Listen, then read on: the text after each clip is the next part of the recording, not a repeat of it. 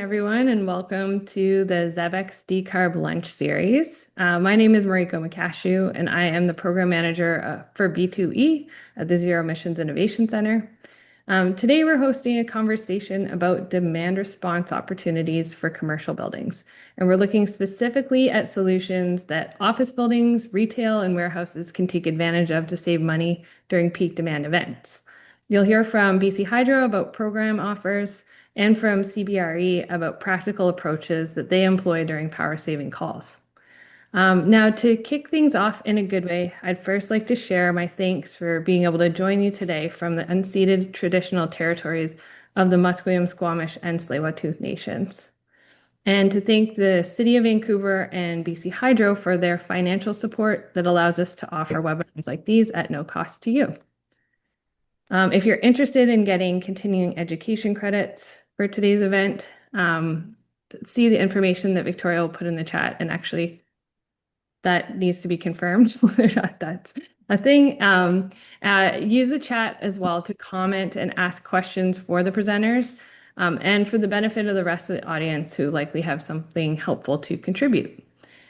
We'll use these questions and comments to help guide discussion near the end of the hour. So now we're going to launch our first poll to get us a sense of who is in the room. And before we dive into today's content, I just wanted to introduce my program, which is the Zero Emissions Innovation Center, the Building to Electrification Coalition. We are a BC-based organization focused on our members, and we are here to facilitate a speedy transition to decarbonize buildings through electrification.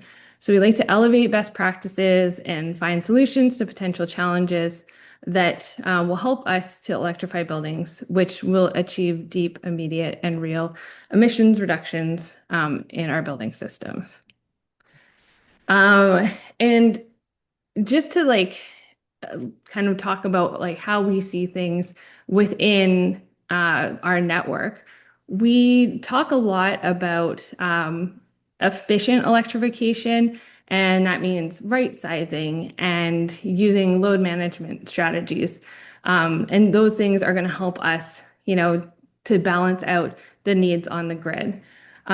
What we're going to be talking about today, demand response, is also a practical strategy that can help customers save money and reduce the burden on the grid during high power demand times. So we hope that today you'll learn about some of the strategies that can help you and your business save a bit of money. So I'm now going to pass it over to our co-host, which is Jennifer Davis from BOMA BC, to talk about the Decarb Accelerator. Great. Thank you very much, Mariko, and everyone for joining us this morning. I'm really happy to be joining as a co-host today, and always keen to support BC Hydro's market efforts in demand management. I have to be honest, initially I wasn't sure about the applicability and opportunities for peak load shifting in the commercial building sector, particularly tenanted buildings. But in meeting with BC Hydro and their team over the last few weeks and hearing about the stories of participating buildings, I am super enthusiastic to support market uptake of this program. And as the director of BOMA BC's Decarb Accelerator program, I'm also keen to identify and share further tools to support our participant buildings in their energy reduction journeys. For those of you not familiar with the BOMA Decarb Accelerator program, we invite you to scan the QR code to learn about the many offerings our program engineering team can provide your building, from free energy assessments to recommissioning studies, feasibility studies, and free training and education sessions for your team. So thank you very much. I'm really happy to be here, and I'll pass it back to Mariko. Thanks so much, Jennifer. All right, so I will just take a moment to introduce our first speaker. So Alec Zaine is a program manager for demand response for commercial and industrial at BC Hydro. And Alec has worked with the utility for over 5 years, leading the demand response for business behavioral offer. He works with commercial customers to reduce electricity use during peak periods through simple, low-cost actions that support grid flexibility. So, Alec, I will pass it over to you. Awesome. Thanks so much, Marika. Hello, everyone. So I'm going to start by sharing my screen here, and I just want to get some confirmation that everyone can see my screen. Good. We're good? Yeah. Yep. Excellent. And on top of that, for everyone today, we are also going to be using Menti. So before we get started here, I do want to confirm that please get out your cell phones. Menti is a completely anonymous survey tool that I'm going to use today to maybe throw some fun quiz questions at everyone. Also, just to kind of get some active participation going. I know that virtual seminars can sometimes be a little more tough with that versus being in person. So please, everyone, pull out your cell phones because we will use them, or you will use them to participate in today's session. So with that being said, here is today's agenda. So first, I'm going to go over just the concept of what demand response is. It is different from sort of our regular energy efficiency and Power Smart goals. It is sort of the new version of Power Smart is what I like to call it, or just it's a newer way of looking at energy and how to use it. So first, I'll go over the demand response and what it is. Then I'll go over specifically, Mariko mentioned, our offer, which is our demand response for business behavioral offer, how that program works. I'm then excited. I'll pass the reins over to Dennis here. Dennis is a guest speaker who has participated in our program last year, and we'll talk about his experience with the program, and then we'll have some time at the end for questions. So with that being said, please, again, get out your cell phones and please go to menti.com. Just type in menti.com. And with that being said, you're going to go to menti.com and you're going to enter in the code that you can see on at the top of the screen here, 64598950, or you can scan the QR code here. So please do that.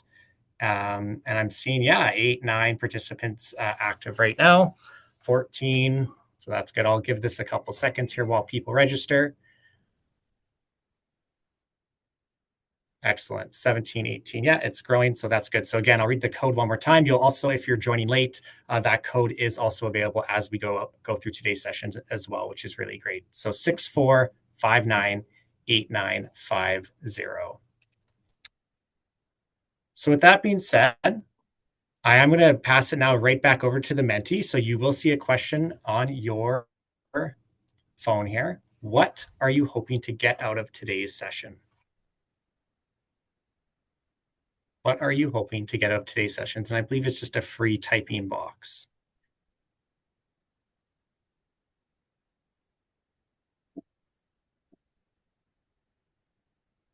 So I do see we have 22 people. Hope, okay.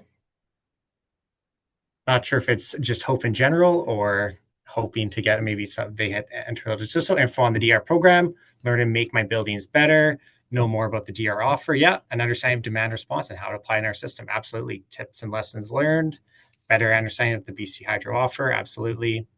Yeah. How demand response. Yeah, I'm guessing how to use demand response moving forward. Yeah, business. Oh, this is all great stuff here. Demand response lessons, tips. Great stuff. Better understand the application. Will this save money? Yes. Yeah. So all great things. And this is all really good stuff here. Hear from people who have used the program. Definitely Dennis will be talking about that. Learning. Great, great, great. All really good things. So that's wonderful. So with that being said, before I get into sort of the concept, before I get into the program of what and how the program works, let's talk a little bit about demand response and what it is and why we're here. So why am I even here today to talk to you about demand response? So this chart or this slide is a very good slide to show sort of our capacity forecast. A good way to look at this slide is to look at the blue bars and consider the blue bars our infrastructure for ensuring that our capacity forecast is met. So this is not generating the electricity at our dams. Rather, this is the capacity for when we're using electricity, specifically around our peak periods. Now, our peak periods on the grid as a province We are a winter peaking utility, and our peaks normally happen between 4 and 8 p.m. So that, in essence, is where our capacity forecast, or what this chart is looking at. This chart is looking at sort of our system capacity forecast during the times between 4 and 8 p.m. and our existing and committed capacity structure during those times. And if you look very closely, think of like I said, those blue bars as sort of our infrastructure, and that red line is our load forecast or our system capacity forecast. So that peak period, 4 to 8 p.m., and normally during the winter months. And if you look very closely, that red line, that sort of based on population growth, et cetera, that red line surpasses or goes above that blue bar in fiscal 2032, and only very slightly. So we're not going to wait, let's say, until 2032 to potentially go, let's see if there is potentially a capacity issue. We're going to talk about the concept now. We're going to start introducing the concept now into the market. And to be completely transparent, this is a new program. We're a year and a half, 2 years old. So we're a new program in the market, and it's a new concept. And that demand response, or you're going to hear demand response a lot, is the idea of shifting electricity usage outside of that 4 to 8 p.m. timeframe when we call a demand response event.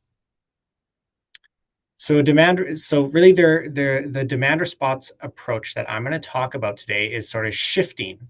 So if you look here, this is just a good load curve. If you look here, this blue sort of bar, this black bar here, this is your normal load curve. And then this is that peak period that we're looking at. So that sort of peak period of 4 to 8 p.m., not necessarily your peak as a business, but our peak as a province. What potential things can you do to shift that electricity usage outside of that time frame when we call a demand response event? So in short, demand response, or a demand response event, or demand response in general, is really just shifting electricity usage at the utility or at BC Hydro's request when we call an event. So that brings me to my first question. If we go back to Menti here, what is demand response? So is demand response the concept of potentially installing LED light bulbs to permanently reduce energy consumption? Is it shifting or reducing energy during peak times on the grid? Or is it demanding a response to an email? I'd actually personally love that one sometimes, just joking around. But what is demand response? And yeah, it looks like everyone's hit the nail on the head here. We're starting to see these roll in 14, 15. You got it. It's shifting or reducing energy during peak times on the grid.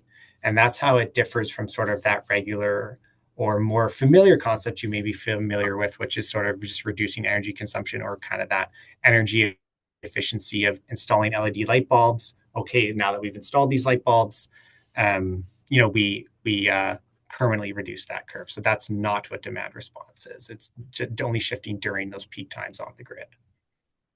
So that's great. So with that being said, I am now going to talk about our demand response behavioral program.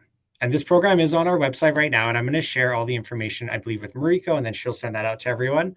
But it's really just looking at manually shifting your electricity, and you will earn incentives or rewards on your bill. So what is our program, and how does our program work? So this is our program overview. Is pretty much we do incentivize when people shift their energy usage during that 4 to 8 p.m. timeframe when we call events. And I want to be very clear, it's not every day, it's only when we call events.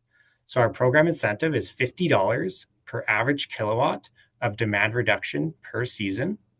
Our event duration, we can call up to 20 events per season, and events will never last longer than 4 hours. So they'll last up to 4 hours, but never longer than 4 hours. On the whole, we call events, we normally call them, they're for 4 hours, and they're normally either between 3 to 7 p.m. or 4 to 8 p.m. Our season is ongoing right now, and you can sign up.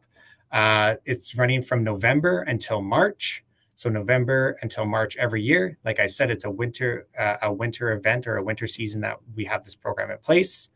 When we call an event, you are given a 1-day notification prior to any demand response event. And lastly, participation. There is a participation requirement, and that is you just have to participate in at least 50% of all the events that are called. And I want to be clear here, it's 50% of all the events that were called since you joined the program. So if, for example, we called an event last week and you signed up today, the first event last week would not go towards your 50% participation rate. I also like to show sort of on the left side here, this is just a typical load profile for government buildings or for office buildings, but your peak or a peak of a building may not match that sort of peak that I talked around 4 p.m., our provincial peak. However, that's okay. We're still looking just for energy sort of shifting behavior during those time frames. So sort of outside of that 4 p.m. time frame, and it's okay if your peak doesn't match ours. That's fine. There's still stuff that can be done. So how would you register for this program, and sort of how does this program work? So you can register at My Hydro. So if you have your account and your account number and your login ID, you can log in and sign up for the program there. To be eligible for the program, you just need to be a business or on a business or distribution rate. So we call these SGS, MGS, and LGS accounts, which just means small general service, medium general service, and large general service accounts. As I mentioned, we normally call events between 4 to 9 p.m. They're 4 hours a max, and events can occur up to twice per day. We have never called an event twice in one day, but technically we could do that. But we definitely have called events on consecutive days. And you can also keep in mind here, when we call events on consecutive days, you can, again, participate. You can choose when you can and cannot participate. This is 100% voluntary. Your power is never going to get shut off or anything like that. That is not the intent of this program. And it's really just to participate when able. So for example, if there's nothing you can shift between 4 and 6 p.m., but you can shift some energy consumption between 6 and 8 p.m. and the entire event is from 4 to 8 p.m., that's fine too. You can participate when able. So I put here sort of that 6 to 8 p.m. If you can do things during that time frame, that works as well. Now you can also opt out of events. So I'm talking about 50% participation rate. Well, Alec, tell me a little bit, like how do you know if I'm participating or not? Well, it's very simple. We really just look at if you either increase your power consumption during this time frame that we call an event, or there's absolutely no change in the power in your power consumption, then we consider this an opt-out. So you don't actually have to tell us or do anything. We just look at your energy consumption during that event period, during that time frame, so 4 to 8 p.m. when we call that event. And if there's an increase in consumption or no change, this is considered an opt-out. Now, how do we look at, like, hey, Alec, you're telling me I can opt out. You're telling me I can reduce my energy. Well, how do you know how much I'm doing? How do you kind of figure that out? So what we do is we use the previous 5 business days as a baseline during the time frame of that event. So for example, if we were to call an event tomorrow between 4 and 8 p.m., we would use the previous 5 business days between 4 and 8 p.m. and look at your average consumption during that time frame. So if we called an event for tomorrow, we would look at today, Monday, and then Friday, Thursday, and the previous Wednesday, because those are the previous 5 business days. We do not look at weekends and we do not look at stat holidays. Very simple for this program. I like to kind of say the 50-50 rule. So $50 per average kilowatt saved and 50% participation rate.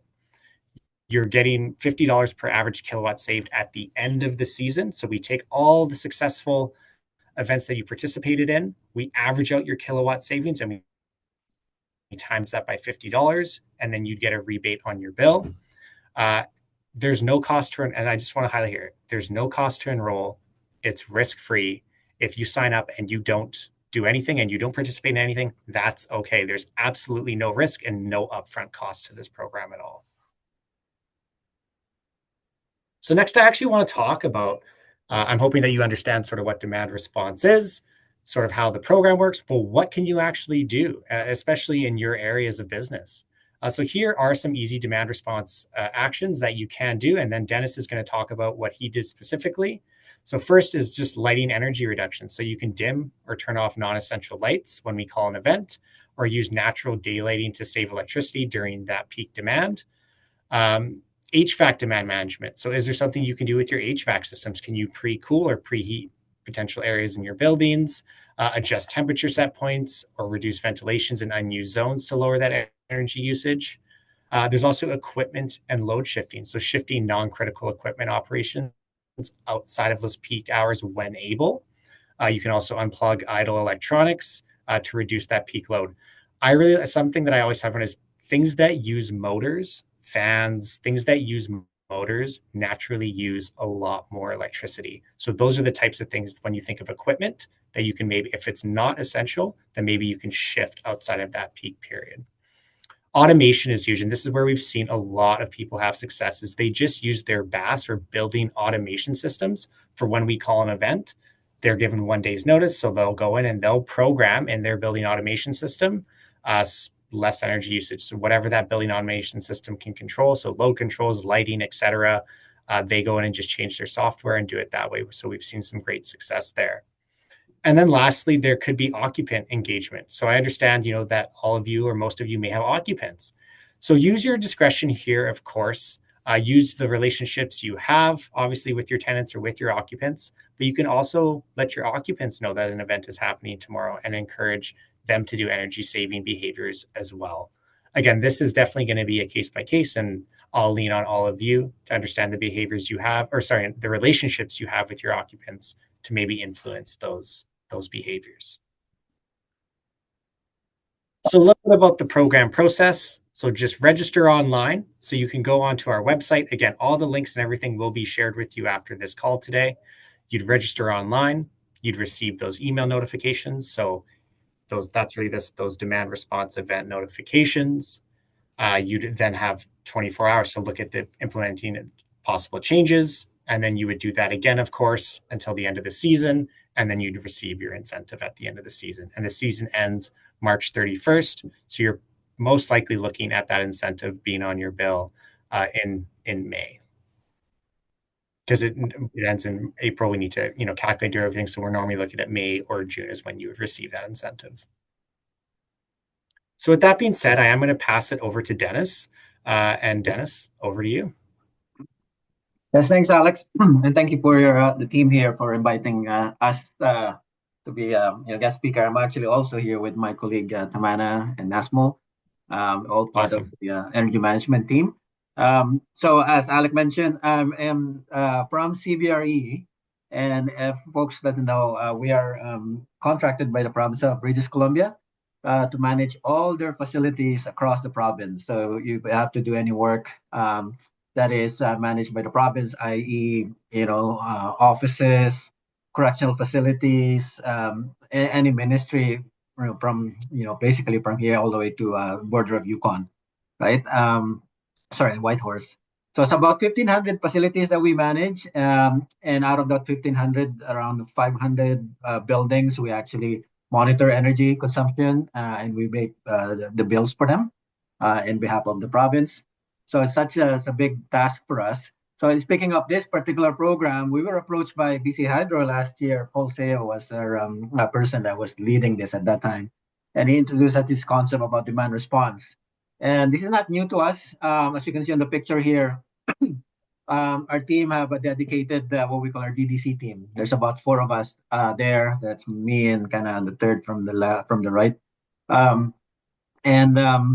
This team is dedicated just purely for optimization. So we're kind of set up that way. We have remote access to a lot of our facilities.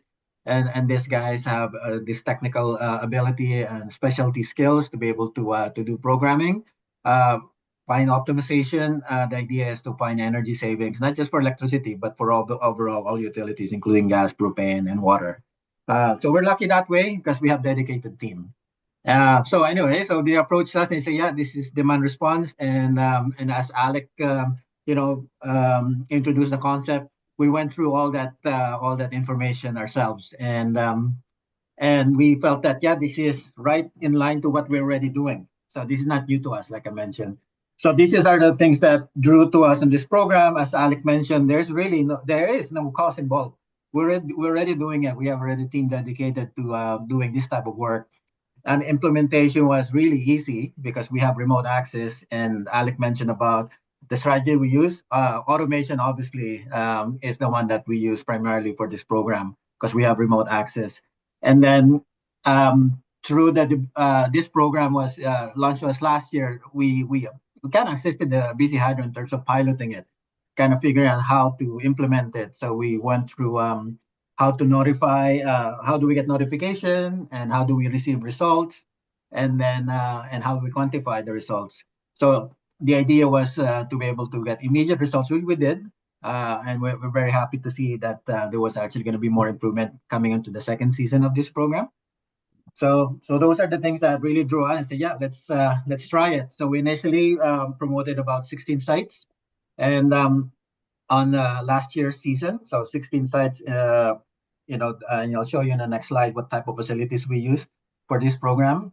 But some of the things that we've looked at first is because this is new program, we want to be careful, as like everybody is probably.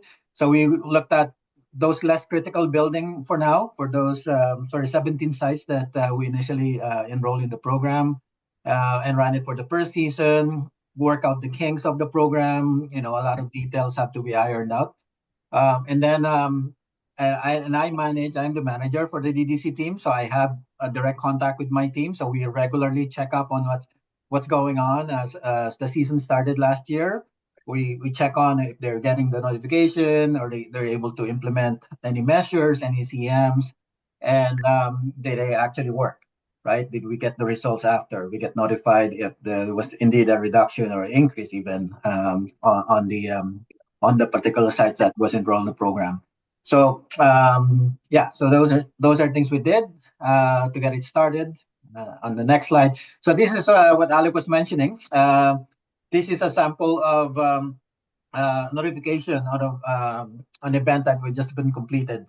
So if you participate on this program, you will see something like this, right? So our contact with BC Hydro, as I mentioned, my colleague Tamana, she's our direct link to BC Hydro. She's the one that enrolled us, those sites in the program, and she gets this email notifying of the event. And what had happens, you can see there, you can see the date, the building that we did it, the time, and then the peak demand that was reduced. In this case, this is a good one, about 44.9% in terms of kilowatt reduction during the call for a demand response event. So that's a sample that you would also receive if you participate in the program. Yep, next slide. So these are the list of the buildings that we tested last season. It's about 16, 17 of them, I believe. And you can see there on the last column, this was the rebate amount that we received. It was about 17,000 that we actually got. So as Alec mentioned, we did it last season, and it runs from November to March, right? So they have to do all this accounting. So by the time we did receive the rebate, it fell under the next fiscal year. Our fiscal year runs from April to March as well. So we actually received this 17,000 on this current fiscal year. So obviously not from last year, but your succeeding fiscal year. And this was a bill credit. So we actually double check this and we look at that particular building, particular month that they said it's going to come through. And we actually saw this number, this dollar value come on as bill credit. So it is absolutely a thing. It is something that definitely helps us on our bottom line. Doesn't come out as a check. It does come back as a bill credit, which is really amazing when we mention it to our client, the province, saying that, yeah, we got you some bill credit out of the work that we're already doing for you. So this is basically extra work, extra value that we contributed to our client. All right, next slide. So this is sample results from one event. Okay, so to give you what we can see there, as Alec mentioned, you can opt out. When you opt out, you don't really say you opt out, but they can see it. Right, you can see there's on this one column called increase, decrease. You can see there's increase, there's decrease. So increase meaning we're not able to participate on that particular call for demand response. So it showed up actually as an increase, and then of course there will be some decreases there, as you can see there, and then there's percent change in terms of the actual kilowatt based on the last 5 days of kilowatt average.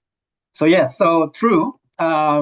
It's not that you can always participate, right? There will be time that our team said no. just can't do it on this particular day because we have so much, there's usually there's some offices or courthouses, I believe that's part of this.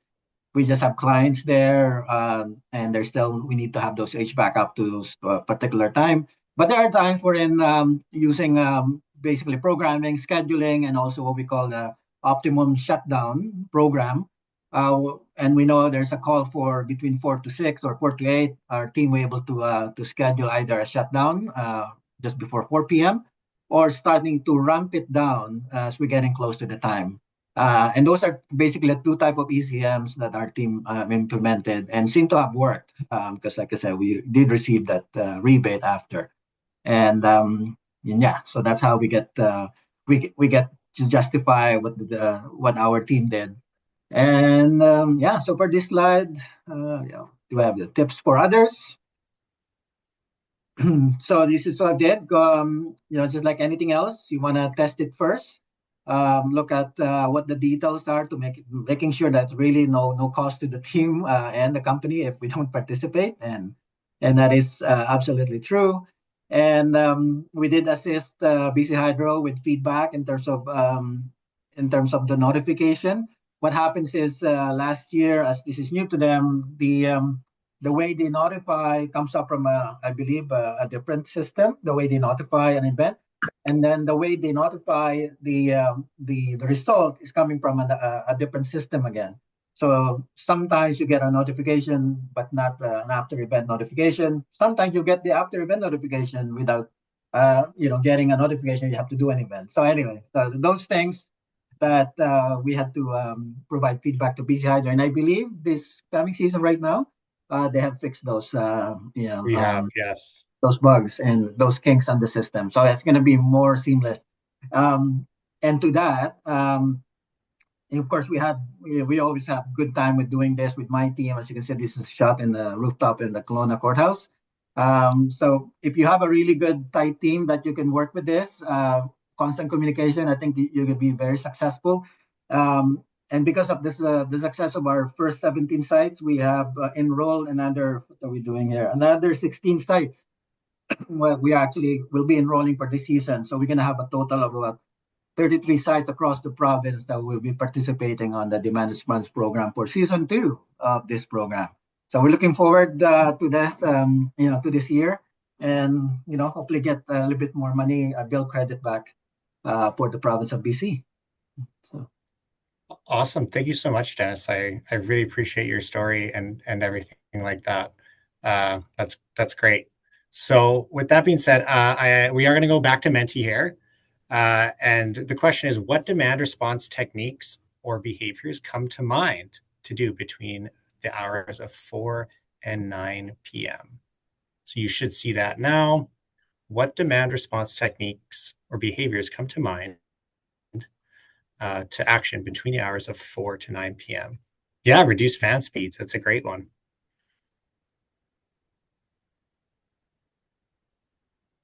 What else? Turn down temperature slightly. Absolutely. Lights.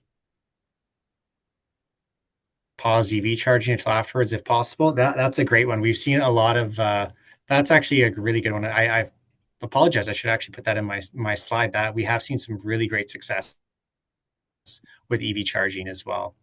Don't cook, reduce ventilation, incentives for occupants, reduce set points. Anything else?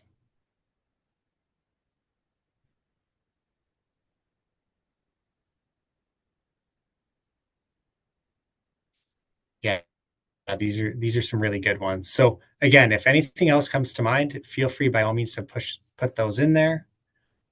So just sort of in closing a little bit, we have a couple more slides to go here, and then we'll open up to questions. So I'd recommend this program to everyone here. At the end of the day, there is no risk to sign up. You can sign up.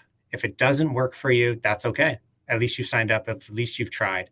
If it doesn't work for you, that's okay. I would sign up. I would try to do things. We're trying to make this as easy as possible for you to sign up and try it out. That is really the point here, is to just try it out and to do what you can.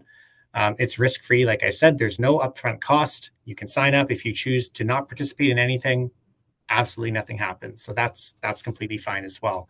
Again, but we really just want to make it as easy as possible. And when it comes down to it, think of the 50-50 rule. So 50% participation rate, and then $50 per average kilowatt saved at the end of the season. So again, that's the average save. So if you participated, we called 10 events, you participated in 5 of those events, we would take the average kilowatt savings of those 5 events, and then that would be that times $50 for your incentive payout. And then, of course, we do have some other demand response offers right now. We have our ESI, or Energy Storage Incentive Offer. Again, this will be provided to you via our website when that's sent out to everyone. We also have our Auto Demand Response Program as well, which is new, which is also on our website. And then, of course, we want to talk about demand response for us as residential customers as well, not just our businesses. So check out Peak Saver. Peak Saver, I'm registered in Peak Saver. Anybody can be registered in Peak Saver. It's for us because at the end of the day, we're all customers of BC Hydro. So Peak Saver is a demand response program for us as residential, as individuals. So in closing, I do want to ask one more question to everyone, and then we'll open it up to questions. Will you consider signing up for demand response for business? And the 3 options are yes, I will sign up.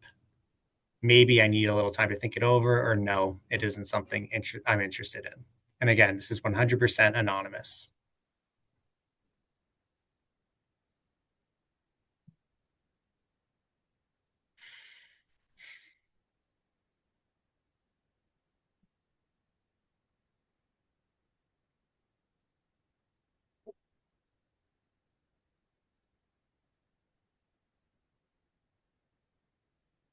So yeah, we're kind of seeing a little bit of the yes and maybes. For the people who said maybe, I would say sign up. I understand you want to think it over, totally fair. But again, there is no risk. If you sign up and choose not to participate in anything, absolutely nothing will happen. Life will go on. And then you can just remove yourself from the program at the end of the season. For those who you're not interested in or think there is nothing you can do, I would still encourage everyone to look over the materials that are sent out. There are some really good things which you can do potentially. I know we do sometimes hear that there is nothing. Oh, we're already doing everything during these timeframes, but sometimes you can get a little creative with it. And then, of course, great to see the people that will be signing up as well. So with that being said, Marika, I will pass it back to you. I just want to see if there are any questions. So I am going to stop sharing my screen here, and we'll go from there.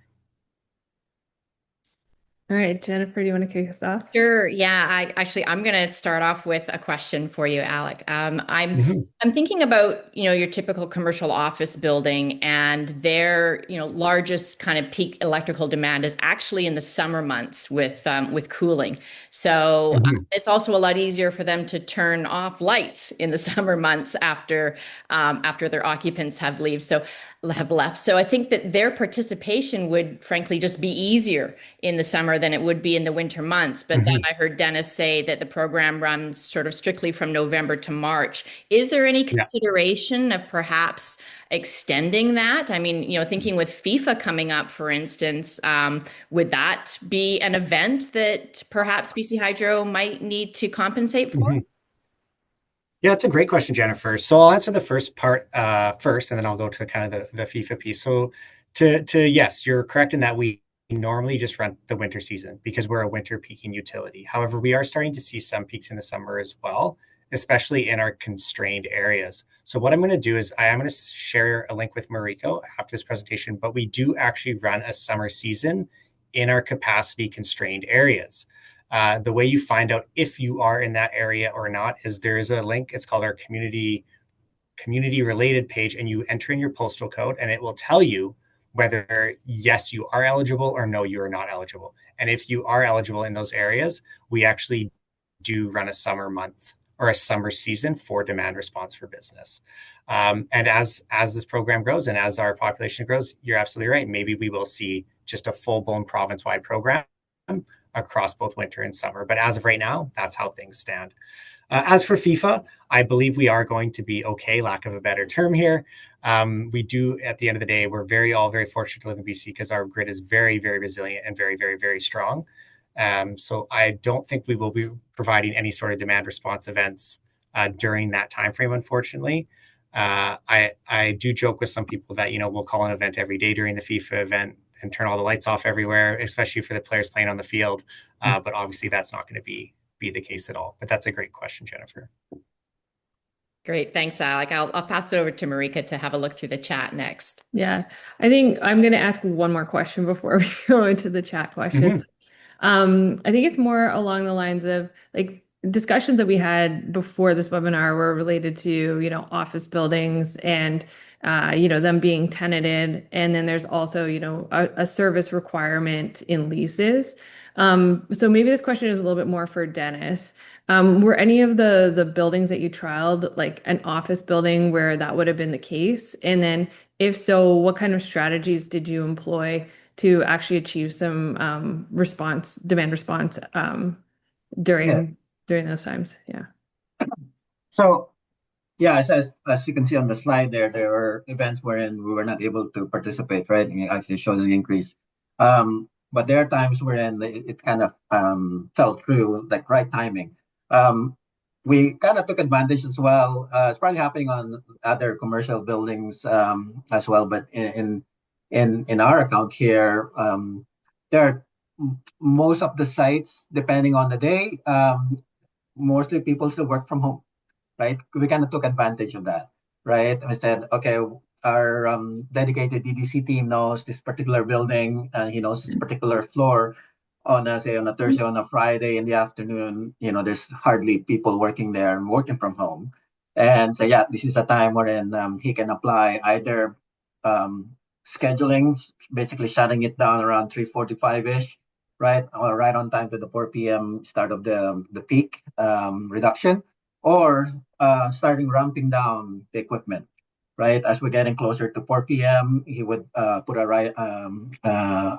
he will write a code, a program wherein start lowering down the set points. If the building has BFD, start ramping it down, getting it to a bare minimum fresh air set point, um, temperature set points again, and then also unnecessary fans that doesn't need to run, he can manually close it up during that time, and then of course return it back the following day.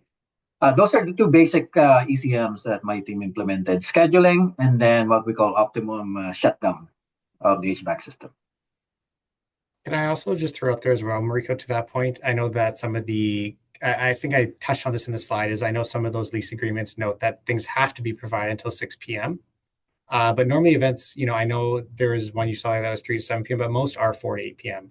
So if there's nothing or less things you can do from 4 to 6, that's okay too. And then really wrap it up from 6 to 8 p.m. That is all going to be captured in that average of 4 hours anyway. So that is another way of potentially looking at those lease agreements too.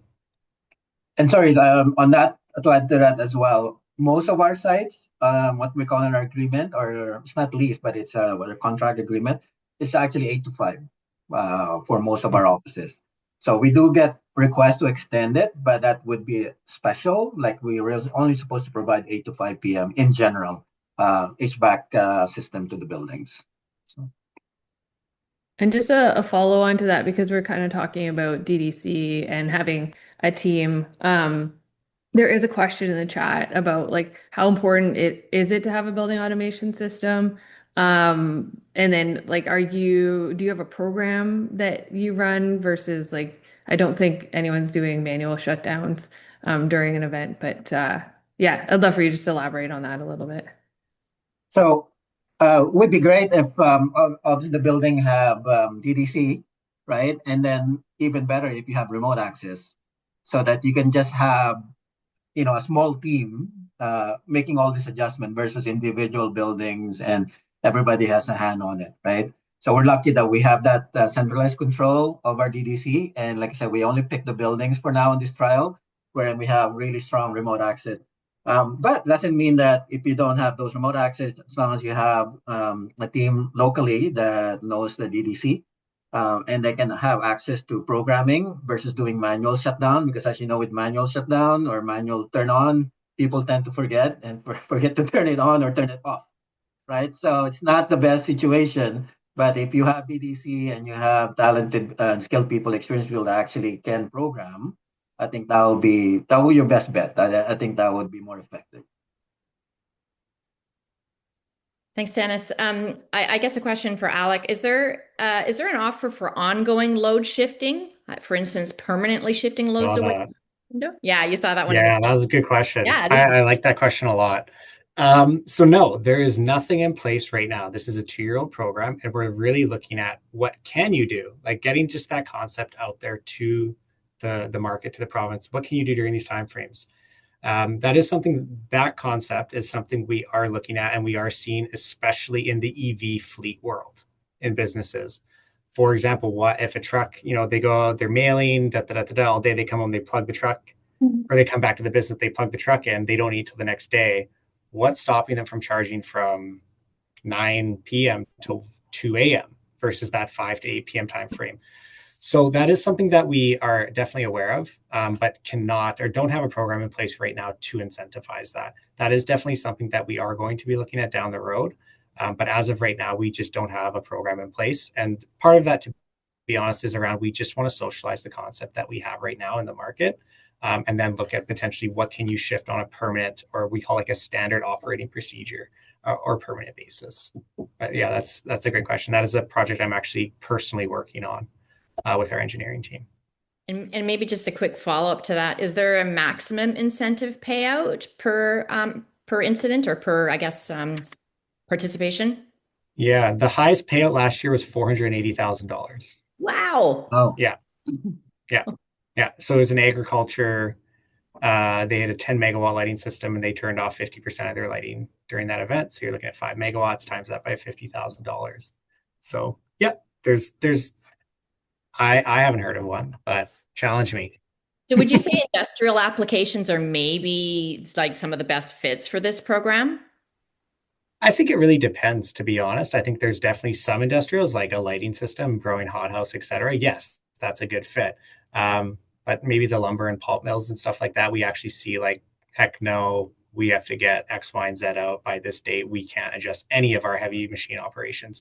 So I think it really depends. And honestly, we're asking the market to learn with us as we go through this. We're a new program, and we'll see hopefully what is the kind of the better fits and what aren't the better fits. And then we can engage those more subsectors appropriately.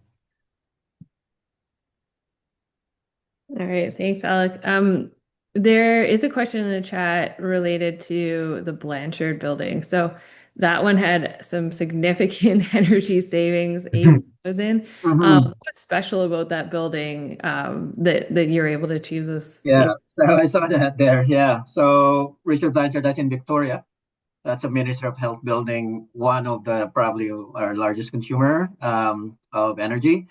I believe that's maybe, I would say 4, 5, 6 floors. So it's quite big. And I have a dedicated the DDC tech in that area. And in fact, he used to be the local HVAC tech on this building. So he is super familiar with this building. So, and I actually asked him about that too. And yeah, so we basically, he can program by floor. So he knew he had, he's still buddies with our local tech actually based there. So he knew what day and what time, what floor can be basically shut down. And I think that's what he did. He went very aggressive on it, shut down a couple of floors during the event notification. And yeah, we are really happy with the result. It was quite a reduction in kilowatt. And that is our highest incentive that we receive. But yeah, so that is a combination of local knowledge by our team. And also we have good relationship with the tenants there. Yeah, we didn't get any pushback on this program, actually. That was one thing we were worried about, was the pushback. Like if we do this and the client, occupant may know about it and, and they say, yeah, how come my air suddenly drops at 4 p.m. or something, right? We never received that, those type of feedback. And we were ready to communicate if we had to. But yeah, that's more about occupant engagement as well. So we're lucky that way. It sounds like it would be a really fun challenge for your building operators as well. Like, who can get the biggest energy saving percent? Yeah. If you have good relationship again with your occupant and you have very experience and your operator knows the building very well, they can really find that the sweet spot, the time that they can actually do this without any interruptions with the operations of the building. So.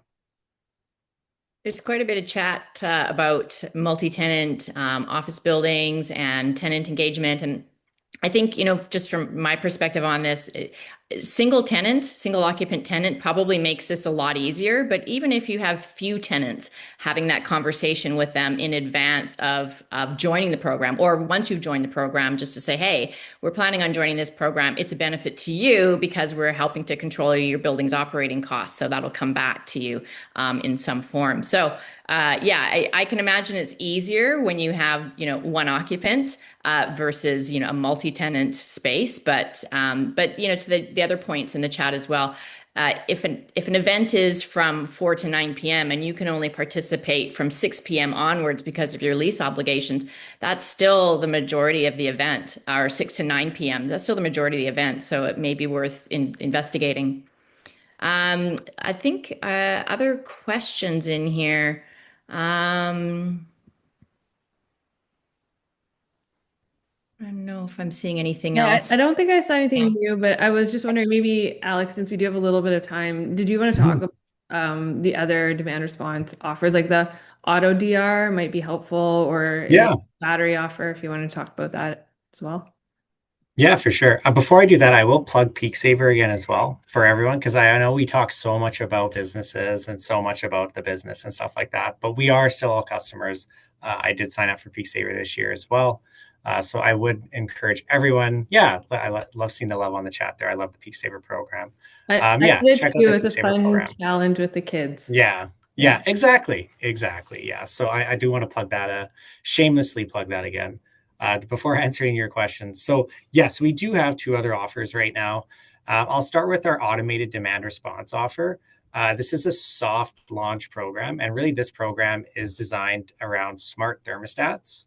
And we do gear it towards more that small or medium businesses that if you do install smart thermostats, either Sinope or Misa thermostats in or at your site, you can register them. You then enroll them into our DERMS platform, or sort of our automated platform, so that when we call an event, a signal goes from our DERM system directly to the smart thermostat. We'll lower that temperature a couple degrees. And then at the end of this, so there's no action, there's nothing that you're doing. And then at the end of the season, you just get a $50 bill credit at the end of the season. So it's sort of that set it and forget it style. And this is something that we want to engage the broader business market in as well, especially around potentially EV fleets and stuff like that, and building automation systems. That I think it's fun to sit in a room and look at all the ways we could potentially do stuff like that. But at the same time, it does come back to, like, can we actually do it? And also to the points we're talking about here, tenant engagement, ensuring that, there's lease agreements and all that stuff. So not to get too ahead of the game as well, but really, I think that's our first program that we're looking at, is just smart thermostats. So definitely I'll send that information out and you can look at that offer. And then I am conscious of time. I don't want to get too into our energy storage incentive offer, because it can be a little complex, because this is a very different style program. This is an upfront cost, and this is really installing a battery on site. And these batteries are normally quite big. They are stored outside. I went to a battery manufacturer where we were doing this offer. This battery was, I'd say, about the size of half a portable. So very, very, very big, sits outside. And this battery is pretty much connected to the site and also connected to our DERM system, so that automated system. And really how the program works is the battery is in an agreement with BC Hydro for 10 years. And when we call a demand response event, that battery is discharged to the site, which in turn then relieves the grid during a demand response event. And the incentive payout for this normally is about 80% of the capital cost of the battery. So if the battery was $1 million, let's say, the cost covered by BC Hydro would be $800,000. Or if the battery was $500,000, the cost would then be $400,000, or the incentive amount would be from BC Hydro at $400,000. So those are our other two there are other two programs in play right now. But to be honest, our bread and butter is the one we're talking about today. Yeah. Because it's just the no cost, the no risk. It's really, really, it's great. It's great for Hydro, but it's also great for the customer as well. I was going to say, with that battery offer though, like, if a large customer could also potentially utilize that battery to shave their peak demand charges for the year. So there'd be another place that you can get energy savings too. Absolutely, a great point. So you're absolutely right. That battery will be used. Let's say we call 10 events over a year. that other 355 days, that battery is being used by the customer to peak shave or to shave their sort of their load curve or that peak demand. You may have seen on one of those first slides that I had. I said I'm going to focus on the shift, and then that there's actually shave. So we call it the 3 S's of demand response. That's what my boss Paul Say always preaches to me. So it's shift, shave, and shed. Shed being sort of installing energy efficiency light bulbs. You're shedding that curve. And then the fourth one he jokes about is shimmy. But we won't get into that one today. I'll leave that as a cliffhanger. All right, thanks. I guess we'll just take a moment to wrap this here. I really want to thank Alec and Dennis for their presentations today, and Jennifer for being an excellent co-host, and all of you for joining us during your lunch hour. I just wanted to note that there are a few more events happening in November that might be of interest to you.